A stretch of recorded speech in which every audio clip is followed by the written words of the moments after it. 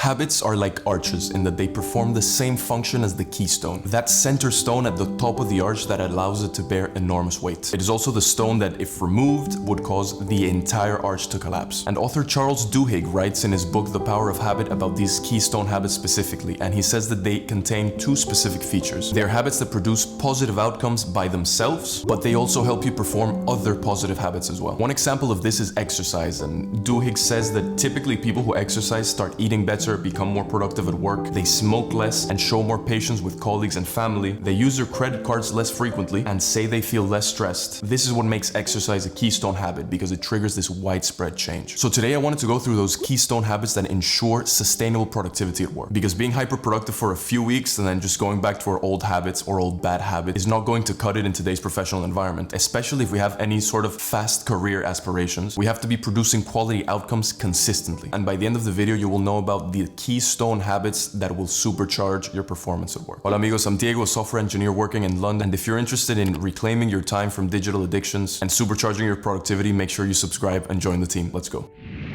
Elimination is one of the most important habits that you can have at work, because any time that we spend on one thing is time that's completely gone, and it's time that we can't spend on anything else. So be ruthless about the responsibilities you take on at work, and make sure that the work you do take on is as high impact and as engaging as possible, because there's nothing more frustrating than having a ton of monkey tasks during the week. Like, we all know these tasks, right? The ones that are repetitive, monotonous, and they're just a complete brain drain. And eliminating those non-essential things from your schedule is incredibly important, because productivity is about doing the most important things consistently, not about trying to do everything at maximum speed. So do your best to eliminate everything from your schedule that is not high impact, high ROI, but make sure that you're really considerate about the things and the responsibilities you take on. Obviously, this is a lot harder at the beginning of a job when you're assigned a lot of kind of these monkey tasks, these repetitive tasks, but make sure that you try and inspire your company and lead the change in terms of being more purposeful, in terms of the work everybody does, the clients that you take on, and the responsibilities that everybody has, because a leaner, more purposeful company is a company that is going to perform a lot better, and the morale within the team is going to be a lot better as well, because people are involved in tasks and responsibilities that they actually enjoy and are passionate about. And talking about passion, I think focusing on your purpose and kind of devising a bit of a purpose matrix is very, very useful when it comes to your productivity at work. Starting off with the Ikigai Japanese concept is very useful, but I would also suggest that you ask yourself a few questions on a fairly regular basis. Things like, what would I be doing if money was no object? Or questions like, what makes time fly for me whenever I'm working? Or even things like, what kind of lifestyle do I want? These are questions that try to ensure that your purpose and your meaning is aligned with the work that you're doing, and reviewing them maybe quarterly or maybe even on a yearly basis can be very useful in terms of having those priorities straight and making sure that you know when to spice it up, when to change, and when your life is a little more meaningless in a sense, and understanding work you can pursue to, again, realign the purpose and the work, because life is just too short to waste it on things that aren't meaningful to us. The work shutdown ritual is something that completely changed the game for me. I implemented this habit when I was working fully remote for a tech startup in California a couple of years ago, and it completely changed the way that I was working and really boosted my productivity in the role. My role at the company was fully remote, so maintaining motivation and maintaining that productivity throughout time was very difficult. I would rarely see the team because the entire company was fully remote. There was no hybrid. I felt like a lot of the days were just spilling over from that 9 to 5, and that I wasn't getting enough work done, and my priorities weren't particularly set in stone, and I was distracted and procrastinating and things like that. So I started setting time at the end of each work day to close out that day, close any open loops, review the work that I'd done, and I would prepare for the next day. I would set out a to-do list, prioritize that to-do list, break down the tasks from A to Z so I knew exactly what steps I needed to take to accomplish the objectives for the next day. And I would make sure to book some time with myself first thing the next morning to complete the most important task of that day. I really think if you nail the work shutdown ritual, the 50% of the battle the next day is already won. And if you apply this to your work routine, it's going to completely change the game.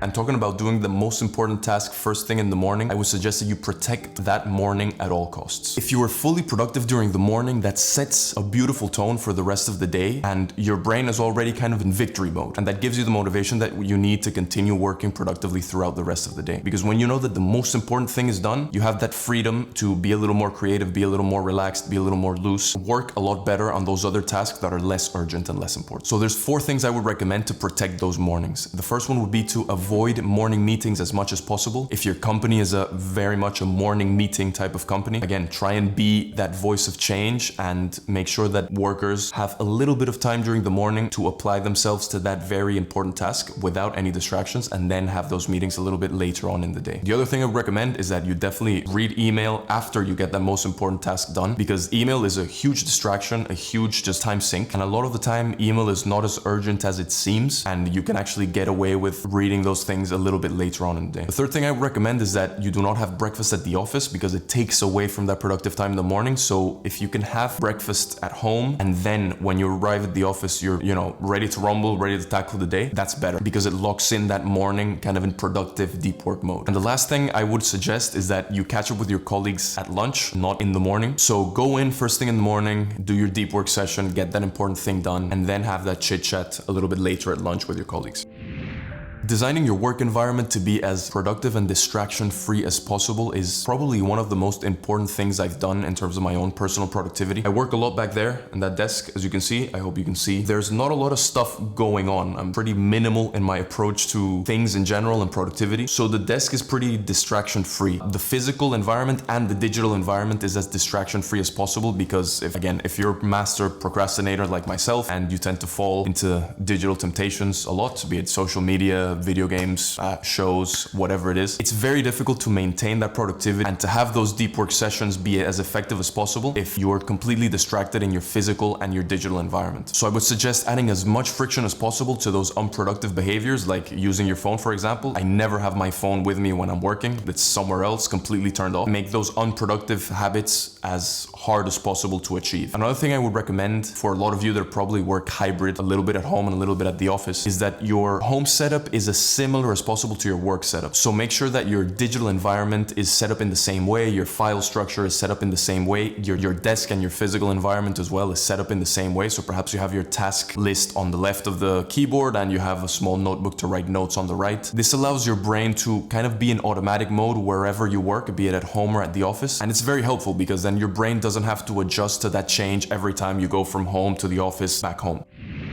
So I called this one Meals with Colleagues, but in a sense it encompasses a lot more. It encompasses learning how to take breaks effectively and how these effective breaks can be the key to being sustainably productive during the day. Because no human can work 8 hours straight or even more if you're in consulting or finance or something like that. Working at a similar level of quality without taking a truly restorative break in the middle of the day is almost impossible. And for me, a lot of the time, the afternoon slump is very real. It feels like a World War I battle where you're in the trenches, you're stuck in the mud, you try to move and you're just definitely not moving and not going anywhere. So I really think that having meals with colleagues and focusing on that social interaction, staying away from technology, ensuring that you're not on social media, you're not watching any videos, you're not using your phone in general during lunch is very useful because it allows your brain to reset and have that good contrast between the digital work environment and that period of protected time during your lunch break. And even if you're a bit introverted and having these conversations during lunch with some of your colleagues sometimes is a bit difficult, I think making the effort is really worth it. The return on it is great, not only for yourself, because you're able to reset your attention, your energy, your productivity by being away from those digital stimulants, but it's also a great thing for the team because it creates connections, it's great bonding time, and I think it also increases morale in a sense. Whenever a team is more connected in that personal sense, it's very useful because the work is better, the work is more enjoyable as well.